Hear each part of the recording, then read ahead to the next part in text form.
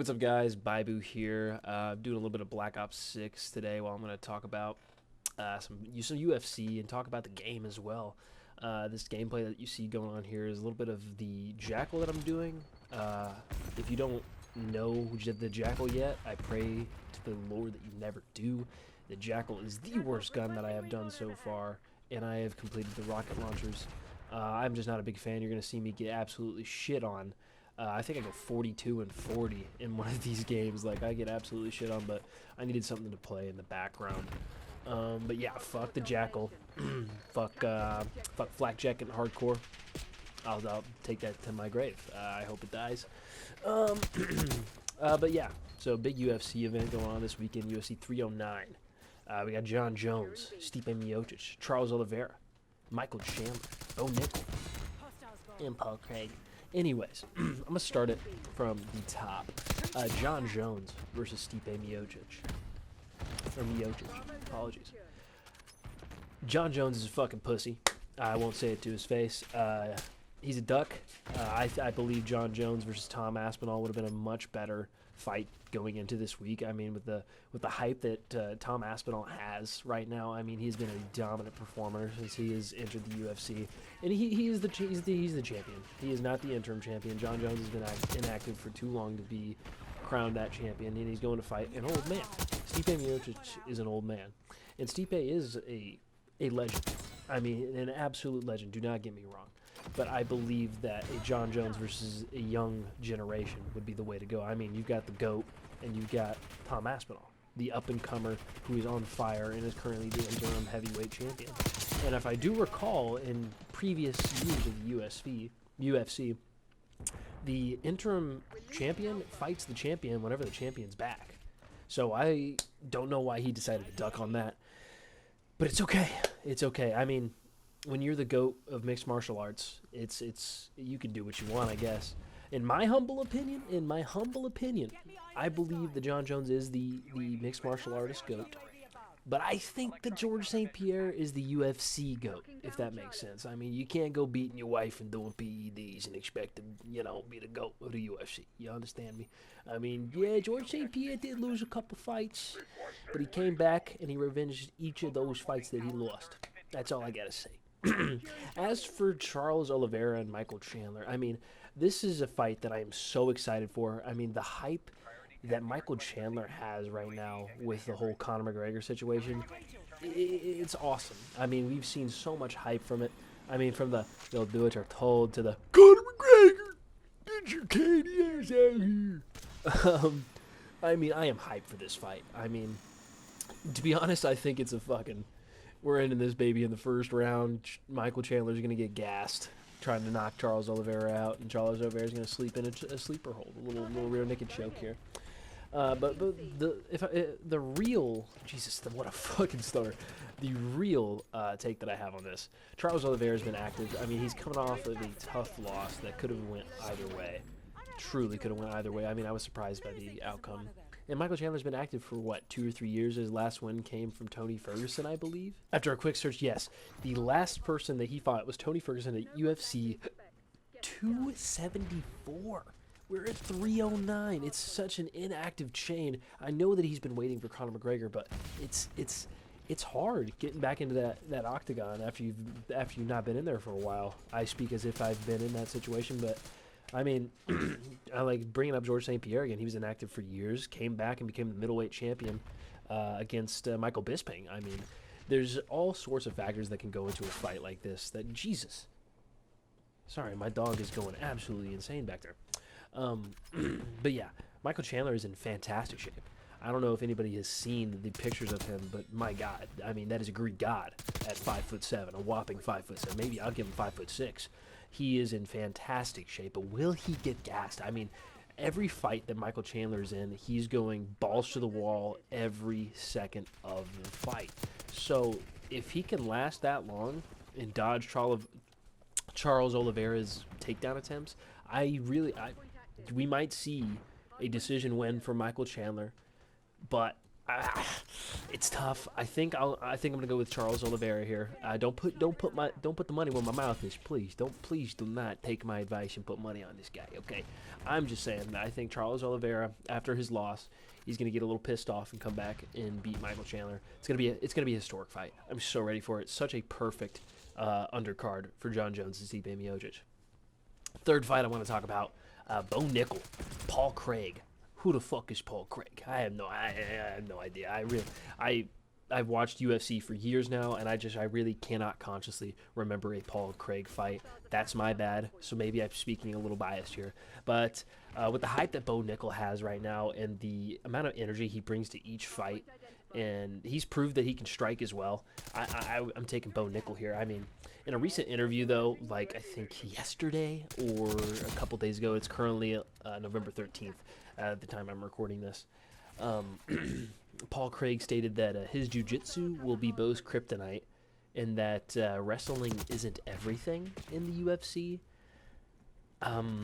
While I agree, I mean, wrestling isn't everything. We can all agree on that, yeah. Brother, Habib Nurmagomedov? Are you serious? I mean, George St. Pierre was a jiu-jitsu guy, but he also did wrestling. I would argue that wrestling, if you can't wrestle in the UFC, you're probably cooked. I mean, look at Alex Pereira. That dude is a black belt in jiu-jitsu for knocking people out. We haven't really seen him grapple. I mean, don't get me wrong, I am the biggest Alex Pereira rider right now. I mean, I love the man. But to say wrestling isn't everything is crazy. I mean, if anybody has wrestling, they're in much better shape than just a pure striker. And Bo Nickel has proven at Penn State that he is all about fucking wrestling. He will beat your ass whenever he gets down there.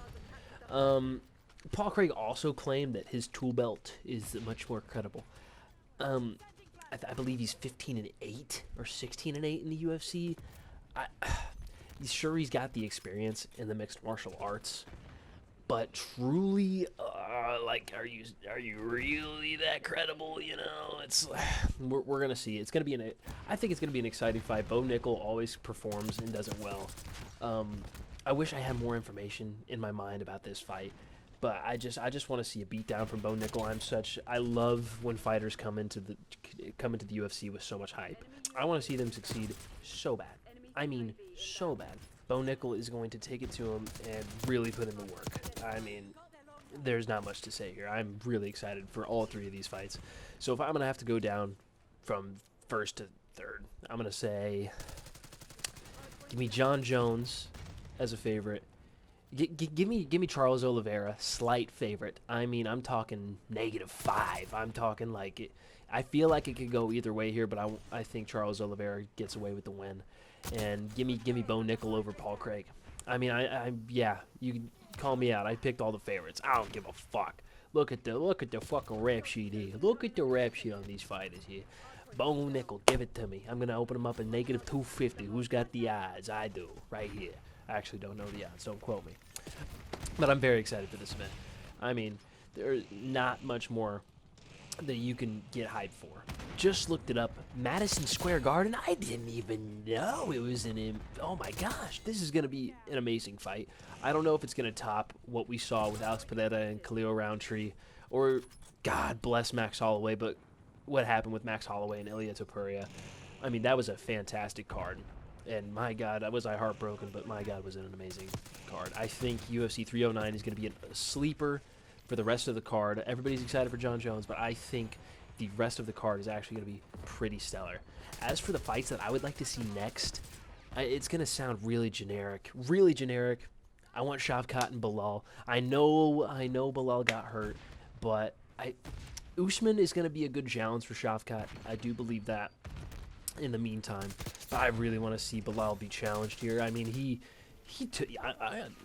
didn't beat the shit out of Leon Edwards, you know, but he gave it to him. Like, pause.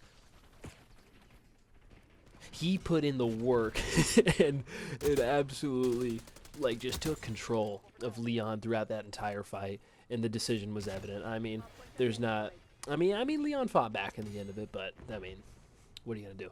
And next, I want to see Dustin Poirier. I want him back.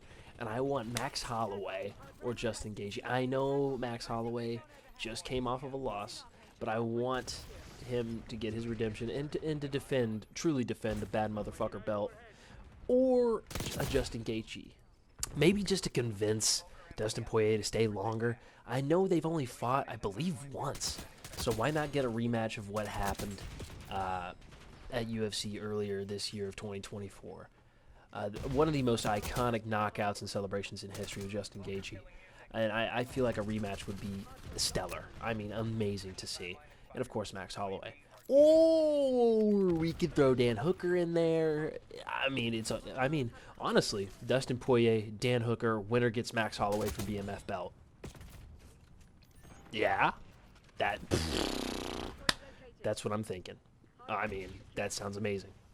There's one more fight that must be discussed, and it is not UFC. Friday, Jake Paul, Mike Tyson, Netflix live stream. Who do you got? I mean, genuinely, who do you got here?